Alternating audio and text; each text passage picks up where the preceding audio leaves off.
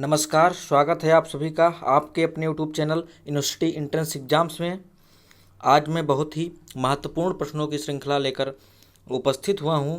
आप सभी का स्वागत है। आप देख पा रहे हैं पहला क्वेश्चन है, हितम मनोहार च दुर्लभम वचः सूक्ति किस कवि की है। सूक्ति से क्वेश्चन बने हैं, पिछली बार भी बने हैं BHU B.Ed लैंग्वेज ग्रुप से। आप बताएंगे हितम मनोहार च दुर्लभम वचः सूक्ति किस कवि की है। ऑप्शन दिए हुए हैं भर्तृहरि की, माघ की, कालिदास की या भारवी की। कौन सी कवि की यह सूक्ति है। हितकारी और मनोहर वचन दुर्लभ होते हैं, यह किस कवि की सूक्ति है। तो मैं बता दूं कि ये किरातार्जुनीयम की सूक्ति है और किरातार्जुनीयम के रचयिता भारवी जी हैं। तो आंसर सही क्या हो जाएगा, भारवी हो जाएगा। किरातार्जुनीयम के प्रथम सर्ग में बनेचर कहता है कि हितम मनोहारि च दुर्लभम वचः, हितकारी और मनोहर वचन दुर्लभ होते हैं।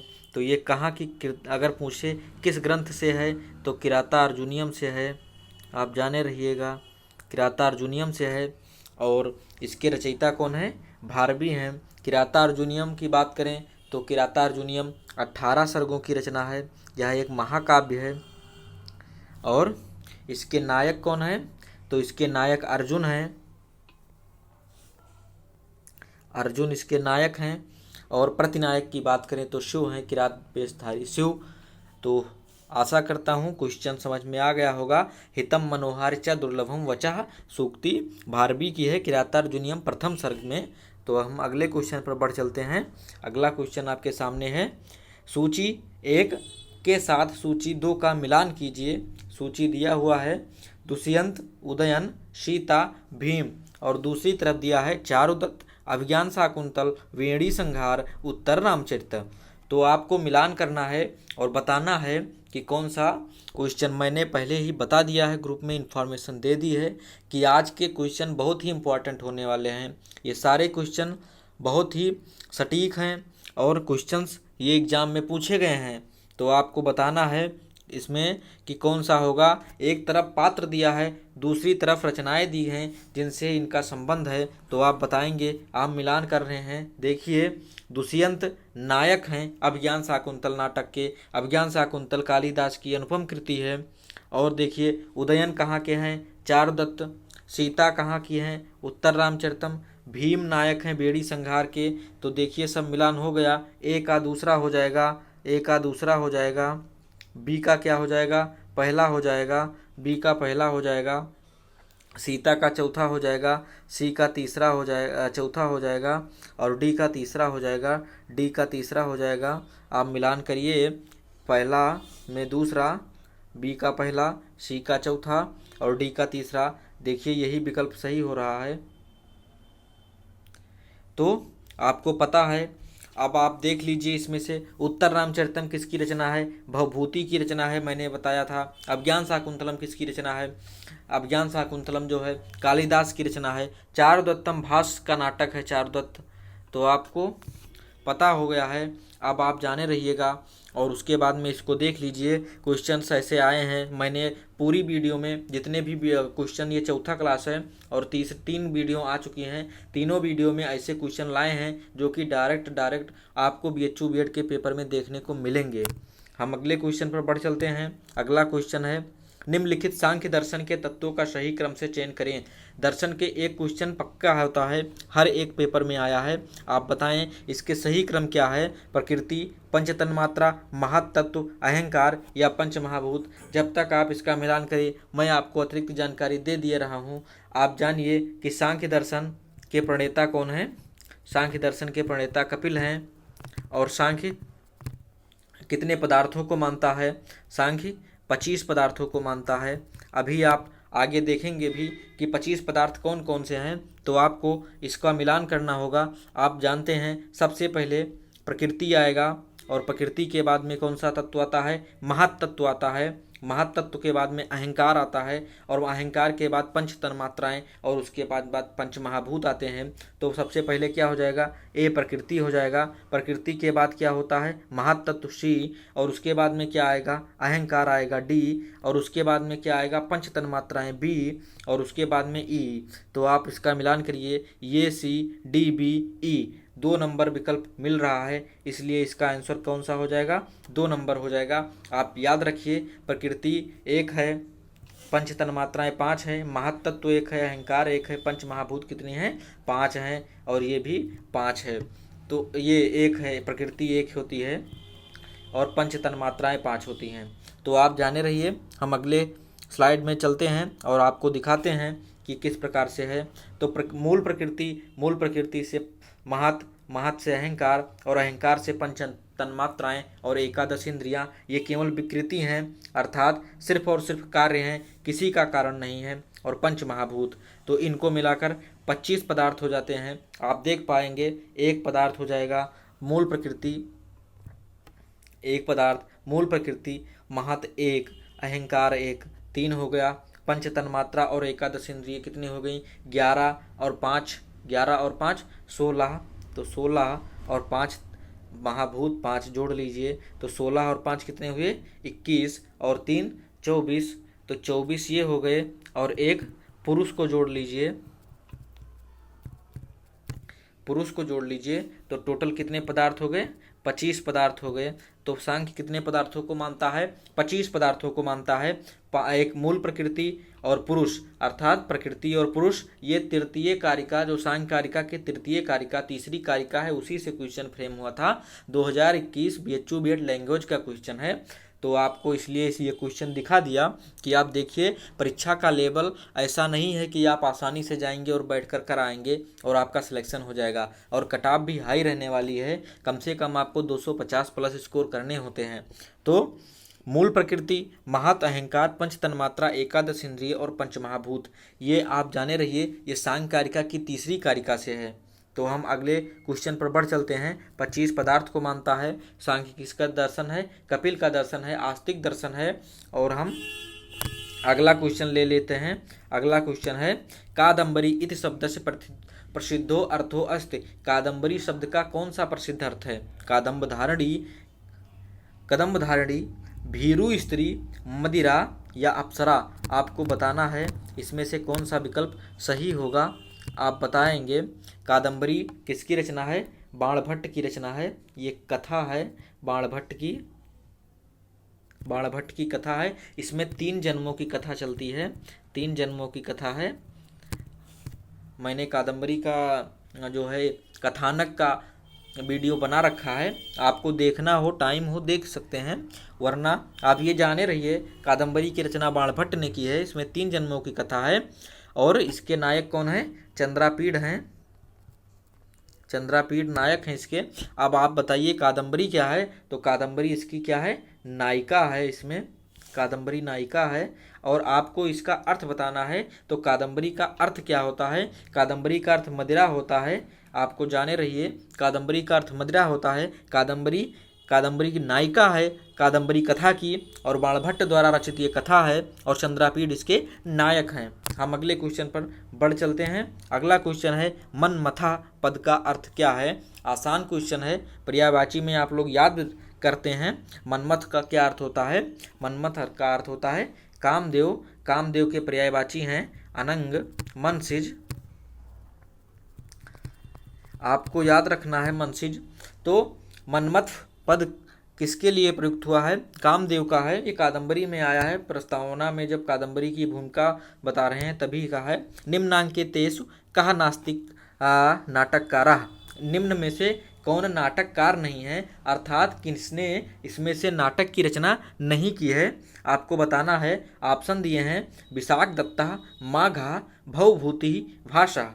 तो भास को प्रथम नाटककार माना जाता है। इन्होंने 13 नाटकों की रचना की है, मैंने आपको बताया था पहली वीडियो में ही शायद। और भवभूति का कौन सी रचना है, उत्तर रामचरितम किसकी रचना है, उत्तर रामचरितम की रचना भवभूति ने की है, जो कि नाटक है। विशाखदत्त का कौन सा नाटक है, मुद्रा राक्षस किसकी कृति है, मुद्रा राक्षस विशाखदत्त की कृति है। आपको याद रखना है मुद्रा राक्षस विशाख दत्त की कृति है।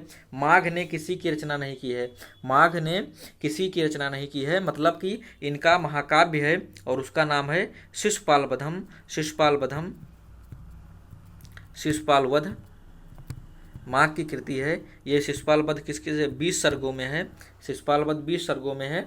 तो यहाँ पर आपका ऑप्शन कौन सा सही हो जाएगा, बी नंबर करेक्ट है, बी नंबर सही हो जाएगा। माघ इसके इनमें से नाटककार नहीं है। विशाख दत्त की नाटक है मुद्रा राक्षस, भवभूति का उत्तर रामचरितम और भास 13 नाटकों की रचना की है। 13 नाटकों का नाम आपको याद करने की जरूरत नहीं है, इंपॉर्टेंट नाम मैंने पहले वीडियो में ही बताए हैं, आप डिस्कस किए हैं, वहाँ देख लीजिएगा। वाक्यम रसात्मकम काव्यम इत केन उक्तम, वाक्यम रसात्मकम काव्यम किसने कहा है काव्य के लिए कि वाक्यम रसात्मकम काव्यम, ऑप्शन है आचार्य विश्वनाथेन, मम्मटेन, आचार्य आनंदवर्धनाचार्यण और राजशेखरेन। तो राजशेखर ने कहा है, आचार्य विश्वनाथ ने कहा है, मम्मट ने कहा है या फिर आनंदवर्धन ने कहा है। आनंदवर्धन ने ध्वनि संप्रदाय के प्रवर्तक माने जाते हैं और इन्होंने किसकी आत्मा कहा है, ध्वनि को आत्मा बताया है काव्य का, आचार्य आनंदवर्धन ने।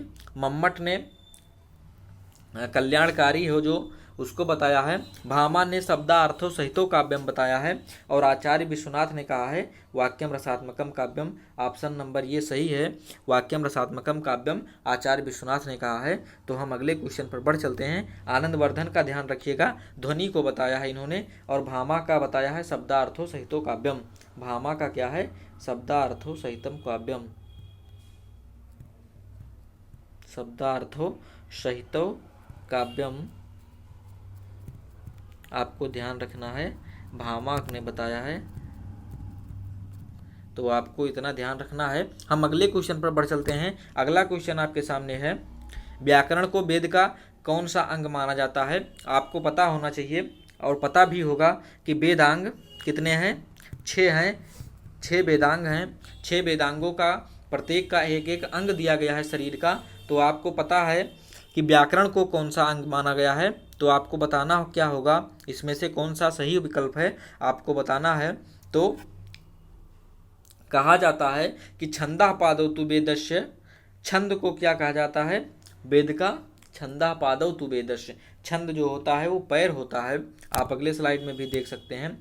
छंदा पादौ तु वेदस्य हस्तौ कल्पोत्पट्यते, ज्योतिषामयनम चक्षु निरुक्तम श्रोत्रम उच्यते, शिक्षाघ्राणम तु वेदस्य, शिक्षाघ्राणम तु वेदस्य, व्याकरण मुखम व्याकरणम स्मृतम, तस्माद् सांग अधीत्यो ब्रह्मलोक महीयते। पाणिनि शिक्षा में कहा गया है। तो छंद को पाद पैर बताया गया है, कल्प को क्या बताया गया है, हाथ बताया गया है, ज्योतिष को बताया गया है, ज्योतिष को क्या बताया गया है, चक्षु बताया गया है, निरुक्त को क्या बताया गया है, स्रोत, स्रोत मतलब होता है कान, कर्ण, और चक्षु का अर्थ क्या होता है, नेत्र, और शिक्षा घ्राण है, घ्राण मतलब नाक, नाक है, और व्याकरण क्या है, मुख है। तो व्याकरण को क्या माना गया है, मुख माना गया है, और घ्राण मतलब क्या होता है, नाक होता है, आपको नोज, तो उसको माना गया है। तो आप इसको ध्यान रखिए, स्क्रीनशॉट ले लीजिए और आप इसको स्क्रीनशॉट के बाद में याद कर लीजिए, बहुत ही इंपॉर्टेंट है। आपसे पूछा जा सकता है संस्कृत में कितने वेदांग हैं, 6 वेदांग है। छंद को क्या कहा जाता है, पाद कहा जाता है, कल्प को क्या कहा जाता है, हस्त कहा जाता है, ज्योतिष को नेत्र कहा जाता है, निरुक्त को कर्ण कहा जाता है, शिक्षा को नाक या घ्राण कहा जाता है वेद का, और व्याकरण को मुख कहा जाता है।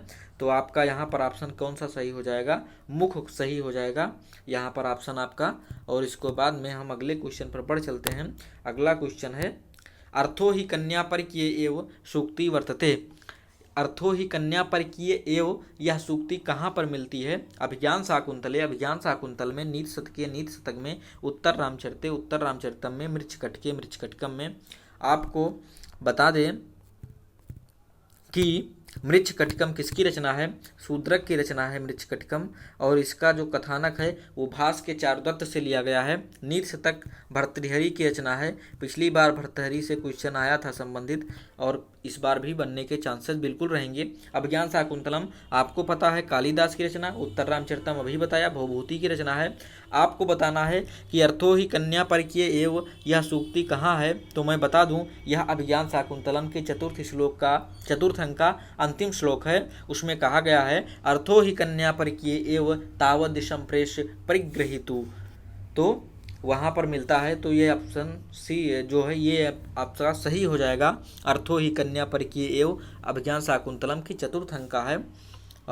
हम ये कणो कहते हैं जब शकुंतला की विदाई हो रही होती है और उन्होंने कहा है कि जो कन्या होती है वो दूसरों का अर्थ धन होता है जो अपने पास रखा है, मैंने ऐसा प्रतीत होता है कि मैंने उस धन को जिसका धन था उसको दे दिया है, अर्थात कन्या पराई वस्तु होती है। कहने का तात्पर्य यह है कि कन्या पराई वस्तु होती है, तो कन्या पराई वस्तु होती है और ये अभिज्ञान शाकुंतलम चतुर्थ अंक में कहा गया है। अगला क्वेश्चन, इतिहरि शब्द में कौन सा समास होगा? इतिहरि एक शब्द है, इसमें कौन सा समास होगा आपको बताना है। अव्ययी भाव होगा, तत्पुरुष होगा, कर्मधारय होगा, बहुब्रीहि होगा। आप लोग चैनल को सब्सक्राइब नहीं कर रहे हैं, मैं देख रहा हूं, और आप लोग चैनल को सब्सक्राइब करिए, वीडियो को लाइक करिए और इस क्वेश्चन का आंसर भी बताइए कि इतिहरि शब्द में कौन सा समास होगा।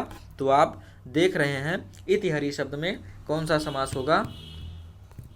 इतिहरि शब्द में इति का अर्थ हो जाता है प्रकाश, अर्थात हरि नाम का प्रकाश।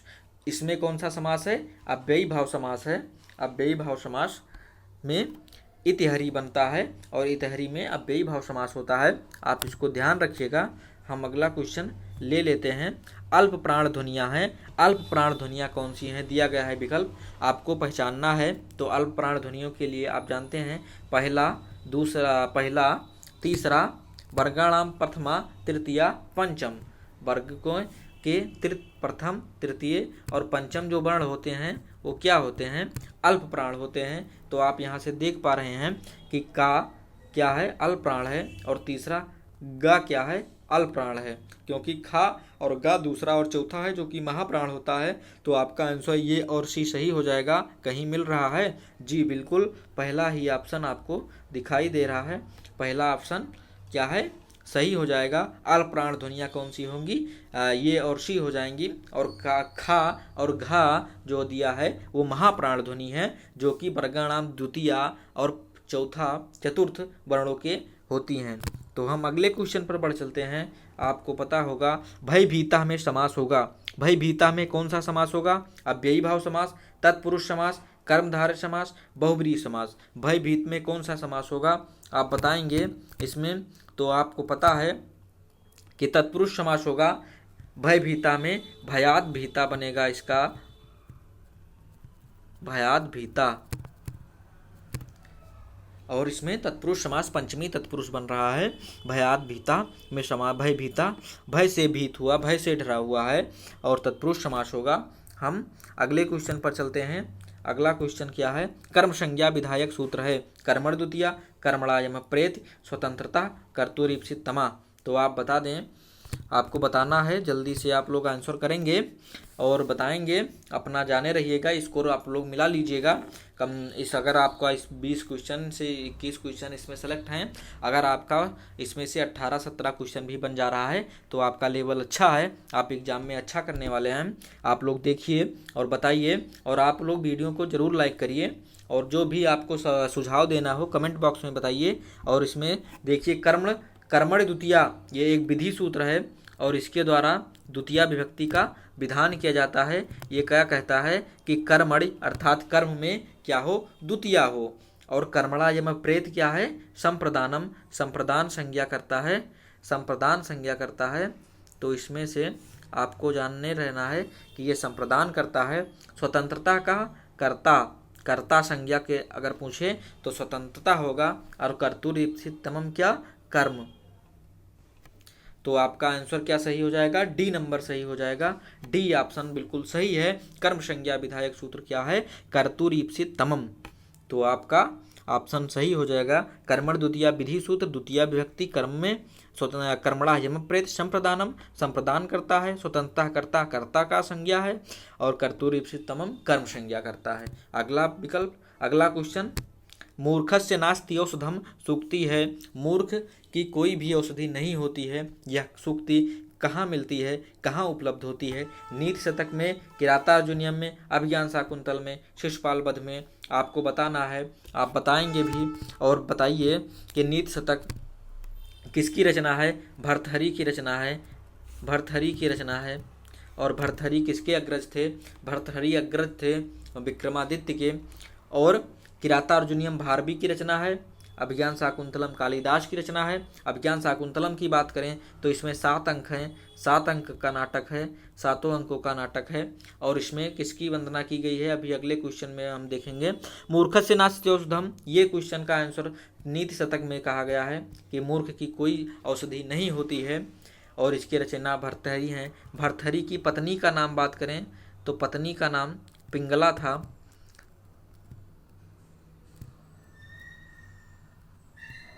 भर्तृहरि की पत्नी जी का नाम क्या था?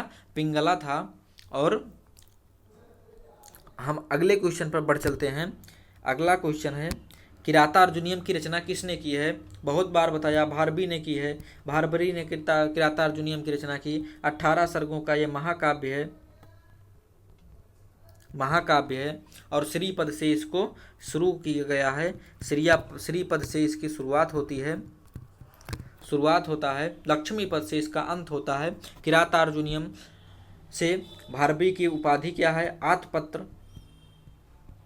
आतपत्र उपाधि पाए, आतपत्र इनकी उपाधि है। भारवी का पूरा वीडियो आपके चैनल पर अपलोड है, आप देख सकते हैं वहाँ से भी। तो किरातार्जुनीयम 18 सर्गों का महाकाव्य है। इसमें श्रीपद से शुरुआत हुआ है और वंशज छंद में इसकी रचना सबसे पहले, प्रथम सर्ग में वंशज छंदों के छंद हैं, जिसमें सबसे पहले मंगलाचरण है। श्रियः कुरूणाम अधिपश्य पालनीम, श्रियः कुरूणाम अधिपश्य पालनीम प्रजासु वृत्तिम यम युक्त वेदितुम सवर्णलिंगे विदिता क्षमायो युधिष्ठिरम द्वैत वने वनेचरः। तो हम अगले क्वेश्चन पर बढ़ चलते हैं। आपको किरातार्जुनीयम से संबंधित काफ़ी जानकारी हो गई है। अगला क्वेश्चन क्या है? अगला क्वेश्चन कह रहा है नीलो उत्पलम में कौन सा समास है? नीलो उत्पलम, नील उत्पलम में कौन सा समास होगा? कर्मधारय होगा, द्वंद्व होगा, बहुब्रीहि होगा, केवल समास होगा? आप जान चुके होंगे कि नीलो उत्पलम में कौन सा समास होगा। नील उत्पलम में कौन सा समास हो जाता है? कर्मधारय समास होगा। आप लोग इसको जानते हैं, आप लोग अगला क्वेश्चन हम लेते हैं, साकल संहिता किस वेद की है? 2021 क्वेश्चन, लैंग्वेज वेद, आप देख लिए। तो साकल संहिता किस वेद की है? ऋग्वेद की है, यजुर्वेद की, सामवेद या धनुर्वेद की है? आपको बताना है। तो आपका आंसर क्या सही हो जाएगा? साकल संहिता किस वेद की है? ऋग्वेद की संहिता है साकल संहिता। एकमात्र साकल संहिता ही उपलब्ध संहिता है जो ऋग्वेद की प्राप्त होती है। हम आपको दिखा रहे हैं कि साकल संहिता, वास्कल संहिता, आशुलायन, सांख्यायन और मांडुकायन, ये 5 संहिताएं जो हैं ऋग्वेद की हैं। और ऋग्वेद की संख्या में केवल साकल संहिता ही उपलब्ध होती है। यजुर्वेद की वाजस्नेयी संहिता है, आपको ध्यान रखना है, याद कर लेना है। हो सकता है इस बार यजुर्वेद की संहिता पूछ ले, आपको ध्यान रखना है। वाजस्नेयी संहिता यजुर्वेद की संहिता है और ऋग्वेद में साकल संहिता ही एकमात्र प्राप्त संहिता है। साकल, वास्कल, आशुलायन, सांख्यायन और मांडुकायन, ये 5 संहिताएं हैं। हम अगले क्वेश्चन पर बढ़ चलते हैं। अभिज्ञान शाकुंतलम में किसकी वंदना की गई है? अर्थात अभिज्ञान शाकुंतलम के मंगलाचरण में किसकी वंदना की गई है? मंगलाचरण में आपको बताना है किसकी वंदना की गई है। विष्णु की वंदना की गई है, शिव की, वाग्देवी सरस्वती या ब्रह्मा की? तो आपका आंसर कौन सा सही हो जाएगा? अभिज्ञान शाकुंतलम में अष्टमूर्ति शिव की ब्रह्मा जो है वंदना की गई है। सरगधरा छंद में, सरगधरा छंद में 21 वर्ण होते हैं और सरगधरा छंद में इन्होंने मंगलाचरण लिखा है। किसने? कालिदास ने। और शिव की वंदना की गई है। आपको इसको आप जान लीजिए, आप ध्यान रखिएगा। हम अगले क्वेश्चन पर बढ़ते हैं। इतहरी शब्द में कौन सा समास होगा? क्वेश्चन रिपीट हो गया है, अब बेईभाव समास होगा। अगला क्वेश्चन देखते हैं। कर्म संज्ञा विधायक सूत्र है, फिर से क्वेश्चन रिपीट, कर्तुरीप्सितमम। हम अगला क्वेश्चन देखते हैं। भर्तृहरि के विषय में निम्नलिखित में से सत्य है। भर्तृहरि के विषय में कौन सा कथन इसमें सत्य है? शतकत्रय का तात्पर्य 3000 श्लोकों की रचना है? नहीं, शतकत्रय का मतलब है 300 श्लोकों की रचना करना। शतकत्रय, शतत्रय। आपको बता दें कि इन्होंने 3 प्रकार के शतकत्रय कहा जाता है, नीति शतक, वैराग्य शतक और श्रृंगार शतक की रचना की है। तो इसीलिए इनको शतकत्रय कहा जाता था, क्योंकि इन्होंने नीति शतक, वैराग्य शतक और श्रृंगार शतक की रचना की, और इसलिए इनको शतकत्रय कभी कहा जाता है। और आपको जान लीजिए कि इनकी पत्नी का नाम सुमंगला था। सी नंबर तो गलत है, सी नंबर सुमंगला नहीं था, इनकी पत्नी का नाम क्या था? पिंगला था। पिंगला इनकी पत्नी का नाम था। आपको जान लीजिए। शतकत्रय में वाक्पदीय है, साकेतकत्रय में वाक्पदीय नहीं है। ये भी ऑप्शन गलत है, ये भी ऑप्शन गलत है। तो शतकत्रय की रचना की, बिल्कुल सही, शतकत्रय की रचना की। शतकत्रय में कौन ग्रंथ आते हैं? नीति शतक, वैराग्य शतक और श्रृंगार शतक आते हैं। और सत्संगति कथय किम ना करोति पुंसाम उक्ति भर्तृहरि की है। जी बिल्कुल है, नीति शतक में यह मिलता है। तो ऑप्शन डी और ई सही हो जाएगा। आप मिल रहा है? जी हाँ, चौथा विकल्प बिल्कुल सही है, चौथा विकल्प सही हो जाएगा। शतकत्रय की रचना की और सत्संगति कथय किम न करोति पुंसाम इनकी रचना है। निम्नलिखित लौकिक छंदों का वर्णों की गणना के आधार पर सही क्रम में चयन करिए। आपको बताना है सही क्रम क्या होगा। वंशस्थ, इंद्रवज्रा, शार्दूल विक्रीडित और शिखंडी या श्रद्धरा। तो आपको बताना है वर्णों की मात्रा के आधार पर। वंशस्थ में कितने मात्रा होते हैं? 12 मात्राएं होती हैं। इंद्रवज्रा में 11 मात्राएं होती हैं। शार्दूल विक्रीडित वंशस्थ का क्या है? जतो तू वंशस्थ मुदीरितम जरो, जगड़ तगड़ जगड़ अरगड़। श्रद्धरा में 21 वर्ण होते हैं। आप देख पा रहे हैं, आप मिलान भी कर सकते हैं। 19 वर्ण शार्दूल विक्रीडित में होते हैं। सूर्या अश्वई शततगा शार्दूल विक्रीडितम। आप कई बार पूजा करते हैं सरस्वती जी की, सरस्वती वंदना शार्दूल विक्रीडित छंद में लिखा गया है कि और शिखंडी जत रसैरुद्रैः छिन्ना यमन शबलागा शिखंडी, रसैरुद्रैः छिन्ना यमन शबलागा शिखंडी। शिखंडी में 20 वर्ण होते हैं। अब आप मिलान कर लीजिए। सबसे पहले क्या आ जाएगा? बी नंबर आ जाएगा। बी के बाद में कौन सा विकल्प आएगा? ये आएगा। ये के बाद में कौन सा विकल्प आएगा? सी आएगा। सी के बाद में कौन सा विकल्प आएगा? डी आएगा। और डी के बाद में कौन सा विकल्प आएगा? ई आएगा। B A C D E, B A D C E, B A D C E आएगा। शिखरणी आप देखेंगे इसे तो शिखरणी में कितने छंद होते हैं, वर्णों की होती है? शिखरणी का होता है रसय रुद्रय छिन्ना यमन शबलागा शिखरणी। तो रस कितने हैं? 6 रस हैं। और रुद्र कितने हैं? 11। 11 और 6 17 वर्ण होते हैं शिखरणी में। मैं थोड़ा कंफ्यूज हो गया था। तो रसय रुद्रय छिन्ना यमन शबलागा शिखरणी। एक अभिज्ञान शाकुंतलम प्रथम अंक का श्लोक याद आ रहा है कि यदा लोके सूक्ष्मं व्रजति सहसा तद विपुलताम। शिखरणी में 6 और 11 अंकों पर वर्णों पर यति होती है। शिखरणी में 17 वर्ण होते हैं। अब आप इसको मिलान करेंगे तो क्या हो जाएगा? ये बी 11 नंबर इंद्रवज्रा सबसे पहले आएगा बी नंबर, और उसके बाद में वंशस्थ आएगा 12 नंबर, और शिखरणी आएगा फिर शिखरणी D number, B A D, और उसके बाद में शार्दूल विक्रीडित सी, और श्रद्धरा 21 वर्णों का होता है। तो ये आएगा 21 वर्णों वाला श्रद्धरा ई। तो ऑप्शन क्या हो जाएगा? B A D C E, B A D C और ई। 3 नंबर ऑप्शन आपका सही होगा। 3 नंबर ऑप्शन बिल्कुल सही हो जाएगा। आप इसमें कोई कन्फ्यूजन नहीं है, आप इसको लॉक करिए। क्या हो जाएगा? वंशस्थ जतौ तू वंशस्थ मुदीरितम जरो 12 वर्ण होते हैं। इंद्रवज्रा में 11 वर्ण होते हैं। शार्दूल विक्रीडित में 19 वर्ण होते हैं। रसय सूर्या अश्वय शततगा शार्दूल विक्रीडितम, अर्थात 12 और 7 पर यति होती है शार्दूल विक्रीडित में। और शिखरणी में 6 और 11 पर रसय रुद्रय छिन्ना यमन शबलागा शिखरणी। और श्रद्धरा में 21 वर्ण होते हैं। 7 पर तिरमुनि इतुयता श्रद्धरा कीर्तितेयम, अर्थात 3 का जोड़ा 3 बार 7 पर यति होती है। तो सात्विक 21 वर्ण हो जाते हैं। एक पंक्ति में श्रद्धरा में 21 वर्ण और सखरणी में 17 वर्ण, शार्दूल विक्रीडित में 19 वर्ण, इंद्रवज्रा में 11 वर्ण और वंशस्थ में 12 वर्ण। और आपको बता दें नन्मय यूतेयम मालिनी भोग लोके, नन्मय यूतेयम मालिनी भोगी लोके, तो आपको मालिनी में अगर पूछे तो मालिनी में 15 वर्ण हो जाएंगे। आपको बता दें इसी वक्त मालिनी में अगर छंद आता है तो मालिनी में 15 वर्ण आ जाएंगे। नन्मय यूतेयम मालिनी भोग लोके। आपको और बताएं तो